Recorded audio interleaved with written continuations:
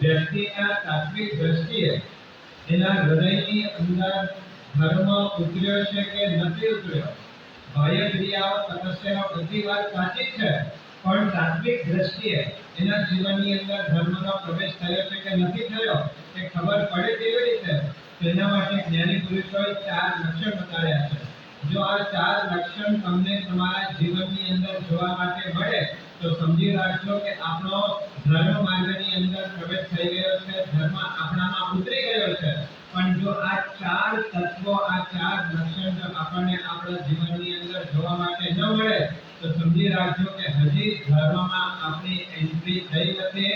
બાહ્ય દ્રષ્ટિએ એન્ટ્રી થઈ હશે, પણ અધ્યાંતર દ્રષ્ટિએ, આધ્યાત્મિક દ્રષ્ટિએ આપણી એન્ટ્રી હજી ધર્મની અંદર થઈ નથી. એ 4 લક્ષણમાં સૌથી પહેલો લક્ષણ બતાવ્યો છે દાતૃત્વ. જો તમારી પાસે દાન કરવાની ભાવના છે, દાન કરો છો નથી કરતા પછીની વાત છે, પણ જ્યાં મોકો મળે અને શક્તિ હોય એ શક્તિ અનુસાર જો દાન કરવાની ભાવના હૃદયની અંદર જાગતી હોય તો આ દાતૃત્વ ગુણ આપણા જીવનની અંદર પ્રગટ થઈ ચૂક્યો છે અને આ ગુણ આપણે ધર્મ માર્ગની અંદર નજીકમાં લઈ જઈ શકવાની તાકાત ધરાવતો હોય છે. પહેલો તત્વ બતાવ્યું છે દાતૃત્વ. જો દાન કરવાની ભાવના, જો તમારી પાસે દિલેરી હોય, જો તમારી પાસે કોઈને હેલ્પ કરવાની ભાવના, હેલ્પિંગ નેચર જો આપણી પાસે હોય તો સમજી રાખજો કે આપણે ધર્મ માર્ગની અંદર આગળ વધી રહ્યા છે. અને આપણે ત્યાં 4 પ્રકારના ધર્મ બતાવ્યા છે. ધર્મના કેટલા પ્રકાર? 4 પ્રકાર. દાન, શીલ, તપ અને ભાવ. એ 4 પ્રકારના ધર્મની અંદર પણ પહેલો સ્થાન કોને આપ્યો છે? દાનને પહેલો પ્રકારનો ધર્મ બતાવ્યો છે. આ ધર્મસ્ય આદિ પદમ દાનમ. ધર્મનો પહેલો પગથિયો જો કોઈ હોય તો દાનને બતાડવામાં આવેલો છે. જ્યાં તમને અનુકૂળતા પડે, જ્યાં તમને ચાન્સ મળે, જ્યાં તમને અવસર મળે ત્યાં કંઈક ને કંઈક આપવાની ભાવના, એનું નામ છે દાતૃત્વ. અને આપણો ધર્મમાં પ્રવેશ થયો છે એનો પહેલો લક્ષણ દાતૃત્વ બતાવ્યો છે. જો 4 પ્રકારના ધર્મ બતાવ્યા એમાં પહેલો પ્રકાર દાન બતાવ્યો છે. આપણા જીવનમાં ધર્મ આવ્યો છે કે નથી આવ્યો, 4 લક્ષણ બતાવ્યા એમાં પહેલો લક્ષણ દાન ધર્મ બતાવ્યો છે.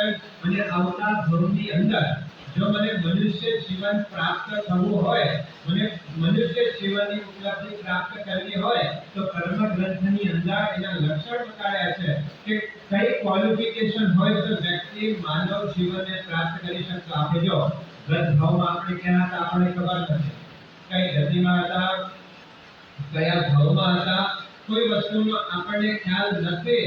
પણ મનુષ્ય જીવન એ જ આત્મા પ્રાપ્ત કરી શકે જેની પાસે 3 ક્વોલિફિકેશન હોય. એ આત્મા એ 3 ક્વોલિફિકેશનમાં સૌથી પહેલી ક્વોલિફિકેશન બતાવી છે.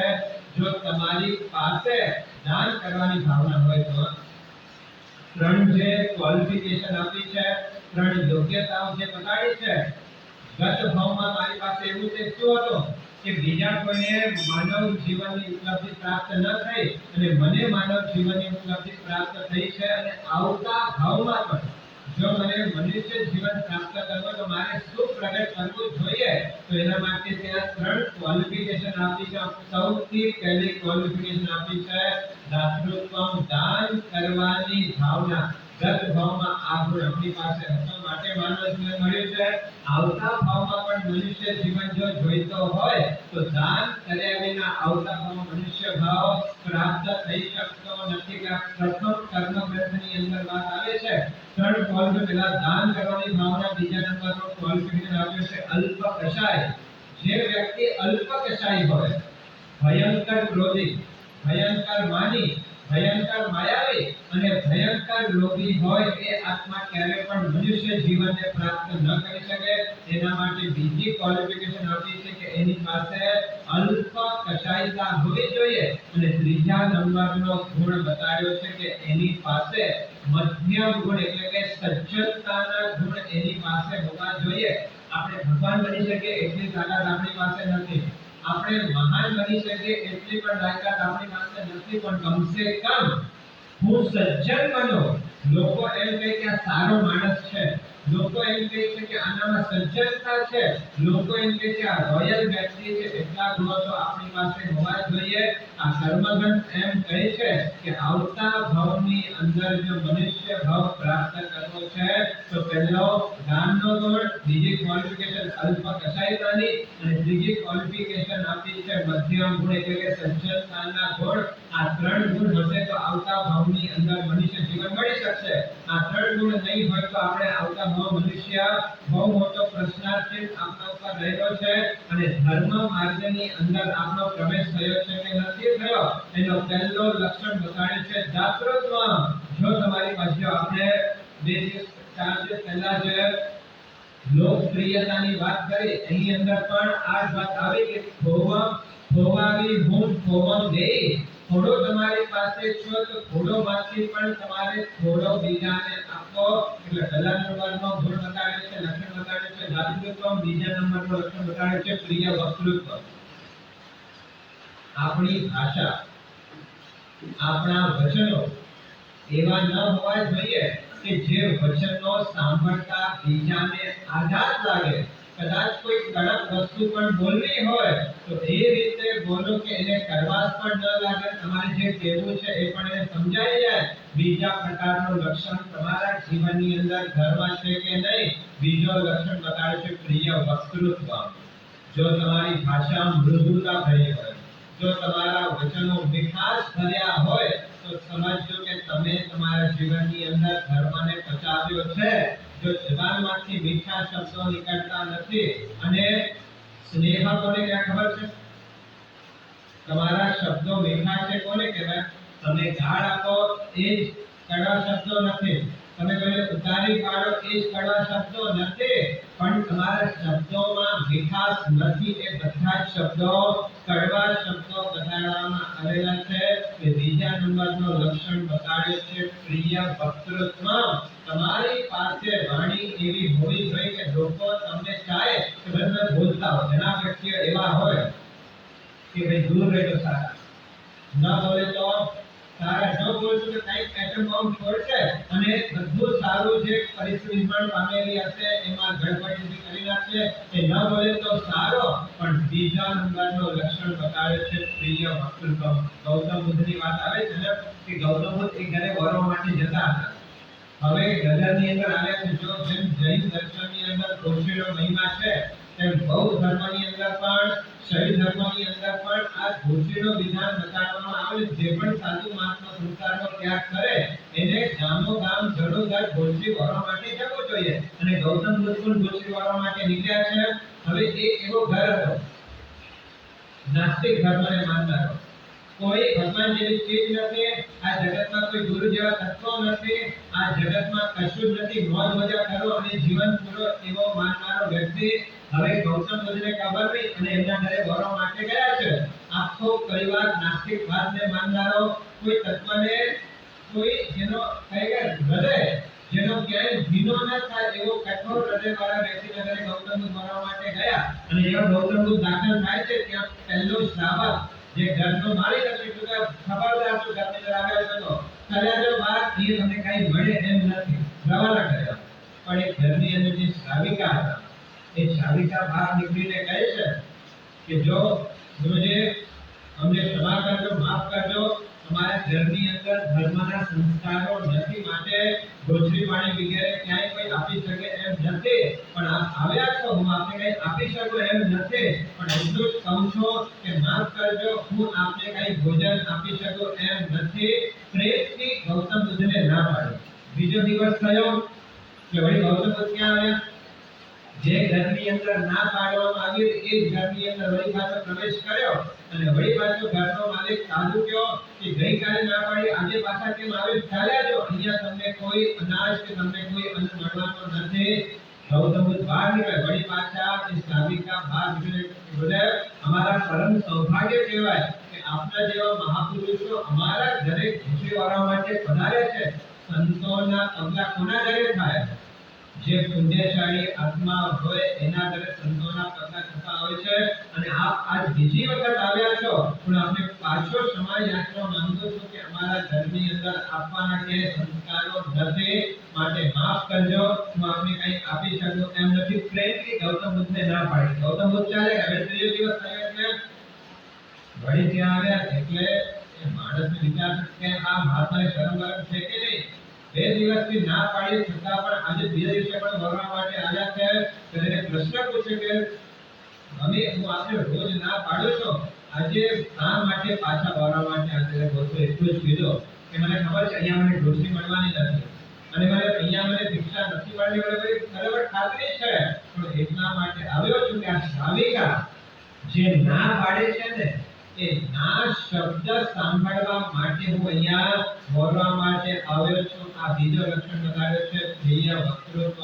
જો શબ્દની અંદર બહુ મોટી તાકાત છે शब्द शब्द तू क्या करे शब्द को न हाथ पाओ एक शब्द औषध करे एक शब्द करेगा शब्द पासे हाथ નથી શબ્દ પાસે પગ નથી પણ શબ્દની તાકાત છે કે કોઈ બીમાર વ્યક્તિ પડેલો હોય જે તમે બે સારા શબ્દો કો હિંમતના શબ્દો કહો તો એ મરણની પથારી ઉપર પડેલો વ્યક્તિ પણ સાજો થઈને બહાર આવી જતો હોય છે કે એક શબ્દ જે છે ઔષધનું કામ કરે અને એક શબ્દ ઘાવ મારવાના કામ કરતા હોય છે મેં ઘણી વખત કીધું છે કે આખા મહાભારતનું સર્જન માત્ર શબ્દો થકી થયા હતા જીવનની અંદર તમારામાં ધર્મનો પ્રવેશ થયો છે કે નથી થયો એનો બીજો લક્ષણ જોજો કે તમારા વચનો તમે જ્યારે પણ બોલો છો એ બીજાને ગમે છે બીજાને પ્રિય લાગે છે કે બીજાને નથી ગમતા એ તમારી જાતને પોતાને ઓબ્ઝર્વ કરવાનો છે ધર્મમાં પ્રવેશ કરવાનો લક્ષણ દાતૃત્વ બીજો લક્ષણ બતાવ્યો છે પ્રિય વક્તૃત્વ ત્રીજો લક્ષણ બતાવ્યો છે ધૈર્ય જો તમારી પાસે ધીરતા હોય તો ઘણી વખત આપણા કાર્યો જ્યારે પૂરા થતા નથી ત્યારે આપણે ઉતાવળ કરી કરતા હોઈએ છીએ તમે જો કોઈ પણ ખેતરની અંદર કોઈ પણ ખેડૂત જ્યારે બીજ વાવે છે તો બીજા દિવસે અનાજ આવી જાય છે એના માટે પણ 2 મહિના 3 મહિના રાહ જોવી પડતી હોય છે કોઈ વ્યક્તિ પોતાના બગીચાની અંદર આમનો જે ગોટી હોય એ વાવે તો બીજા દિવસે કેરીઓ આવી જાય છે 2-3 વર્ષો એને રાહ જોવી પડતી હોય છે ને જો ધીરજ અને આપણે લખ્યું છે કે ધીરજના ફળ મીઠા હોય હંમેશા જે વ્યક્તિ ધીરજ રાખે તે મીઠા ફળ ચાખી શકતો હોય છે જ્યાં ધીરતા નથી ત્યાં મીઠા ફળ એ પ્રાપ્ત કરી શકતો નથી ધર્મનો ત્રીજો લક્ષણ બતાવ્યો છે ધૈર્ય જો તમારી પાસે ધીરતા છે જો તમારી પાસે ઉતાવળતા નથી તો સમજો કે ધર્મને આપણે પચાવ્યો છે પણ જો જરાક વાતોની અંદર આપણે ઉતાવળ કરી નાખીએ અને ન કરવાના કે ન કહેવાના શબ્દો ન કરવાના કાર્યો કરી નાખીએ તો બાહ્યથી કદાચ આપણે ધર્મ તરીકે કદાચ લોકો કહેતા હશે પણ જ્ઞાની પુરુષની નજરમાં આપણે ધર્મી તરીકે સ્થાપિત થઈ શકતા નથી દાતૃત્વમ પ્રિય વક્તૃત્વમ ધૈર્ય અને ચોથો લક્ષણ બતાવ્યું છે ઉચિત જ્ઞાન એટલે જે સમય જે કરવા યોગ્ય હોય એ સમય એ કૃત્ય કરવા એનું નામ છે ઔચિત્યનો પાલન અને પહેલા પણ તમને કીધું છે સૌથી પહેલા મોક્ષમાં કોણ જશે સૌથી નજીક મોક્ષ કોનો છે જે તપસ્વી હોય તો કહે છે ના જે જ્ઞાની છે તો કહે ના જે પ્રવચન સારા આવે છે તો કહે ના જે મોટા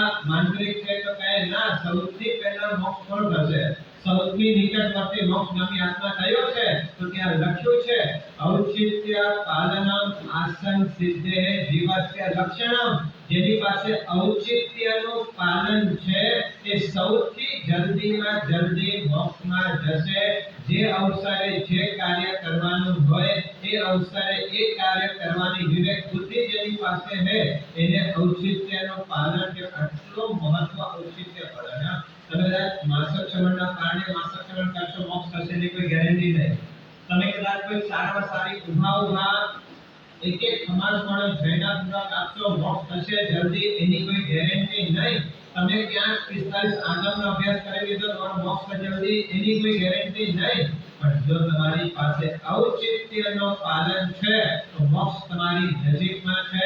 તમારા ઘરની અંદર તમારા કોઈ વડીલ છે, તમારા માતા છે, તમારા પિતા છે, તમારા દાદી છે કે તમારા કોઈ પુત્રી છે, એ અત્યારે કદાચ ઘરની અંદર બીમાર પડ્યા છે અને તમારો રોજનો નિયમ છે, રોજ મારે પૂજા કરવાનો મારો નિયમ છે, તમે રોજ પૂજા કરવા માટે આવો છો, આજે પણ પૂજાના કપડા પહેરીને તૈયાર થઈને બહાર નીકળી ગયા છો અને એ વખતે તમારા માતા, એ વખતે તમારા પિતા તમારા ઉપકારી કહે કે આજ મારી પાસે બેસ, આજે તારે પૂજા કરવા માટે નથી જવાનો. તમને ખબર છે કે એક પૂજાનો ફળ કેટલો છે? 1000 ઉપવાસ તમે કરો અને જે લાભ પ્રાપ્ત થાય એટલો લાભ એક ભાવપૂર્વકની પૂજા કરવાથી થતો હોય છે. તો આજે જો પૂજા કરવા માટે નીકળો છો પણ તમારા માતા કે મારી પાસે બેસ, તો એ વખતે પૂજા કરવા માટે જો કેની પાસે બેસવો? એ વખતે ના પૂજા એટલો મોટો લાભ છે, આટલો મહત્વ છે, હું પૂજા કરીને આવું છું, એ આપણો ઔચિત્ય નથી. આપણા વડીલને આપણી જરૂર હોય એ વખતે બધા જ કામો પડતા મૂકીને એમની પાસે બેસવો એ ઔચિત્ય પાલન બતાવવામાં આવેલો છે. જે સમય જે કરવા યોગ્ય હોય વિવેકપૂર્વક બુદ્ધિથી એ કાર્ય કરવાને ઔચિત્ય પાલન કહેવાય છે. આ ધર્મનો ચોથો લક્ષણ બતાવ્યો છે ઉચિત જ્ઞાન, કે જો તમારી પાસે વિવેકપૂર્વકનું જ્ઞાન હોય તો તમે ધર્મ માર્ગની અંદર પ્રવેશ કરી શક્યા છો. દાતૃત્વમ પ્રિય વક્તૃત્વમ ધૈર્યમ ઉચિત જ્ઞાનમ ધર્મ લક્ષણમ, ધર્મના આ 4 લક્ષણો બતાવ્યા છે. હવે તમારે પોતાના જીવનની અંદર તમારે પોતાને એનાલિસિસ કરવાનું છે કે મારી પાસે દાનનો ગુણ છે, મારી પાસે પ્રિય વક્તા પ્રિય વક્તૃત્વ મારી પાસે છે, મારી પાસે ધીરતા છે, મારી પાસે ઔચિત્ય પાલન છે, તો કોઈને પૂછવાની જરૂર નથી કે ધર્મી છું કે નથી. જ્ઞાની પુરુષ તમને સર્ટિફિકેટ આપે છે કે આ 4 લક્ષણ તમારામાં છે, 100% તમે ધર્મી છો. અને જો આ 4 લક્ષણો જો જોવા મળતા ન હોય તો સમજી રાખજો કે બાહ્ય દ્રષ્ટિ આપણે ધર્મી છીએ પણ અભ્યંતર દ્રષ્ટિ આપણે ધર્મી નથી. અને જેનો ધર્મી નથી એ આત્માનો મોક્ષ પણ થવાનો નથી. મોક્ષ પ્રાપ્ત કરવા માટે ધર્મ માર્ગમાં આવવું બહુ જરૂરી બતાવ્યો છે. આ 4 લક્ષણો આપણે આપણા જીવનની અંદર ટેલી કરવાનો છે. કે જ્યાં મોકો મળે, ચલો મારી પાસે કદાચ વર્ષની અંદર કદાચ મારી પ્રોફિટ કદાચ લાખ રૂપિયાની થતી હોય છે તો કમસે કમ મારે 2000 નો ડોનેશન તો મારો કરવો જોઈએ. આ ભાવ દાતૃત્વનો ભાવ છે. પ્રિય વક્તૃત્વ, તમારી પાસે કોઈ આવ્યો, તમારા કોઈ મહેમાન તમારા ઘરે આવ્યો, અથવા તો કદાચ કોઈ વ્યક્તિ, કોઈ સંઘના કોઈ સંસ્થાઓના પદાધિકારીઓ તમારી પાસે આવ્યા છે અને તમારી પાસે કંઈક અપેક્ષા રાખે છે, પણ એ વખતે તમે એમની અપેક્ષા પૂરી કરી શકો એવી તમારી પાસે પરિસ્થિતિ નથી, ના પણ પાડવી હોય તો એ રીતે ના પાડવામાં આવે કે જે આવનારા વ્યક્તિ હોય એને એમ થાય કે આ ધક્કો ફોકટ ગયો છે. ના પાડવાની પણ જો મીઠાશ સાથે ના પાડો છો તો આ પ્રિય વક્તૃત્વનો ગુણ તમારી પાસે અને જો અમે તૈયાર રાખો. જેના શબ્દોની અંદર નમ્રતા હોય ત્યાં દુનિયા એને નમ્યા વિના રહેતી નથી. ત્યાં નમસ્કાર છે, ત્યાં ચમત્કાર સર્જાયા વિના રહેતો નથી. ખબર છે ભગવાન મહાવીર જ્યારે ગૌતમ હરાવવા માટે ભગવાન મહાવીર પાસે ગયા હતા ત્યારે ભગવાને પહેલું કામ શું કર્યું? ખ્યાલ છે? જો આ તો ઇન્દ્રબુદ્ધિ ગૌતમનો અહંકાર સંછેડાયો હતો કે આ જગતમાં સર્વજ્ઞ કોઈ હોય એકમાત્ર ઇન્દ્રબુદ્ધિ ગૌતમ છે, એના સિવાય આ જગતમાં કોઈ સર્વજ્ઞ હોઈ શકે નહીં. આ નવો સર્વજ્ઞ ક્યાંથી પાક્યો છે? હમણાં જાઓ અને લોકોની વચ્ચેનો ભાંડો ફોડી દો, બતાડી દો કે આ ઠગ છે, આ સર્વજ્ઞ હું પોતે એકલો જ છું. અને એ વખતે ધમધમાટ સાથે બધા 500 શિષ્યોને લઈને ઇન્દ્રબુદ્ધિ ગૌતમ મહાવીર પાસે વાત કરવા માટે જાય છે. ઇન્દ્રબુદ્ધિ ગૌતમનો જય હો જય જયકાર કરતા પગથિયા ચડી રહ્યા છે અને જ્યાં ઇન્દ્રબુદ્ધિ ગૌતમ ભગવાન મહાવીરની પાસે આવ્યા ત્યારે ભગવાન મહાવીર પેલું કામ શું કર્યું? કે ઇન્દ્રબુદ્ધિ ગૌતમ, તમે સાતાપૂર્વક તો આવ્યા છો ને, આ મીઠાશ ભર્યા શબ્દો 50% ગરમી ઉતરી ગયા.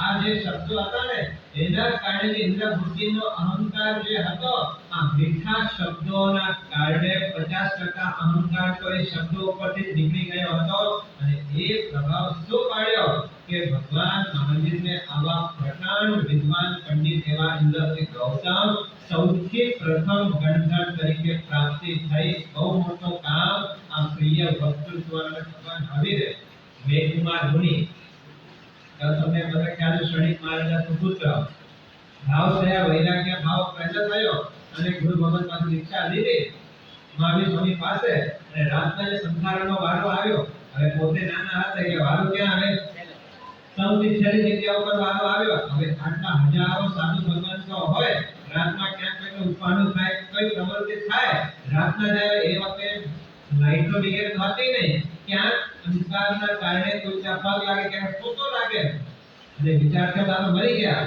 ત્યાં મખમલની સયા ઉપર સુનારો હું આજે આ પથારી ઉપર પડ્યો છું ને અહીંયા પણ કોઈની ગાતો પડે છે એકના પર આવતીકાલે ભગવાનને કહે છે મારું કામ નથી મારે દીક્ષા છોડવી છે. અને બીજા દિવસે મેઘકુમાર મુનિ આ જ ભાવ સાથે મારી પાસે આવ્યા હતા કે ગુરુદેવ હવે મારાથી આ સંયમ પડાય એમ નથી.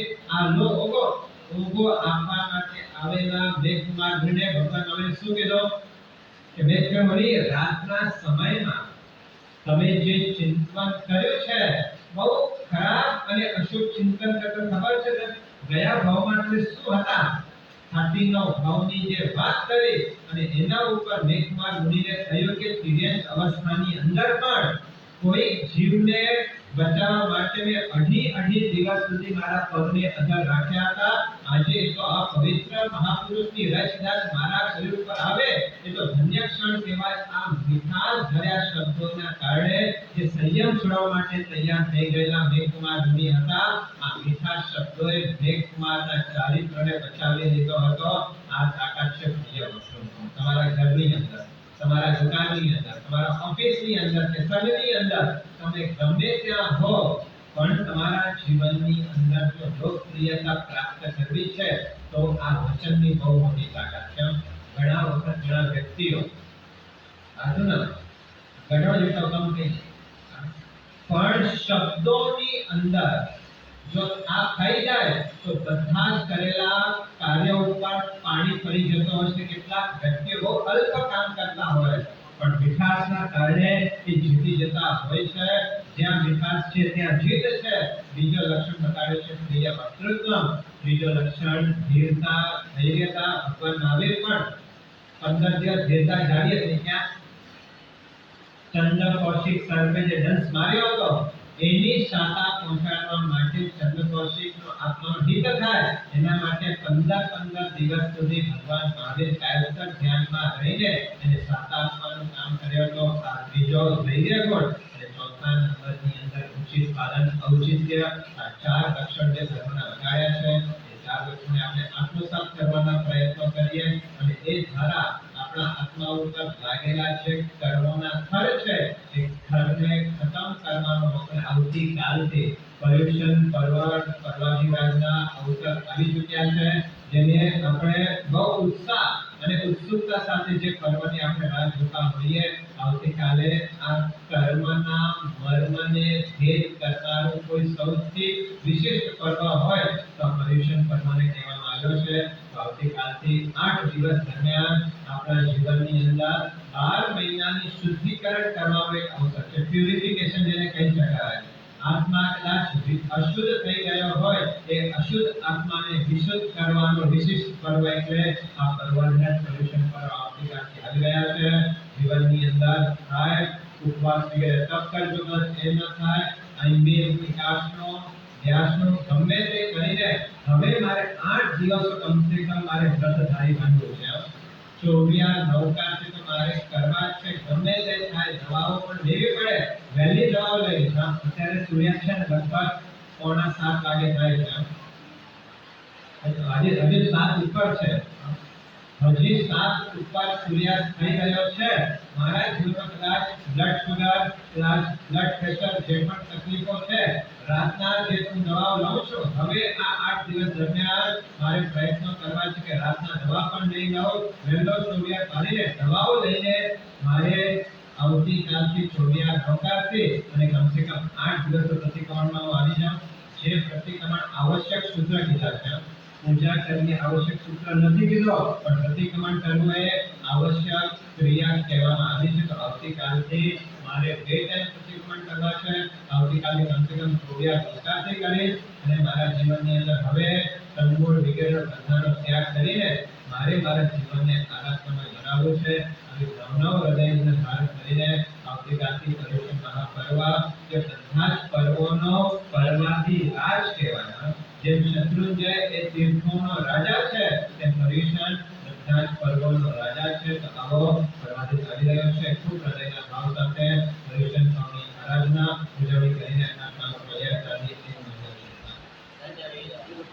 उपवास सूर्योगे अपन के निष्ठा दिव्य के रसम संतनो अनंतना के ससुर आधार और विचार पर निष्ठा कवियों की रसम पाइपन मगन मानस जन्म भव्य सेवा निसा वाला के वो भगवान के निष्ठा अनंतना के नंबर बाइबिल एकाशनो नेशनो सूर्योगे लोकास्यम पौत्री सर्व निष्ठा कवियों के रसम संतनो अनंतनावरण सावसागरण पश्चिम पंचायत विकास विषय योजना दिव्यम तियारम संस्थानो लेवा लेवन जीवन साकारिक दो अनुमान सेवा गौरव सेवा देशा वाक्य दो वगैरह का शिक्षण नम अवश्य ज्ञान सागर भगवान जिन शास्त्र उन्नति का विकास करने का कदम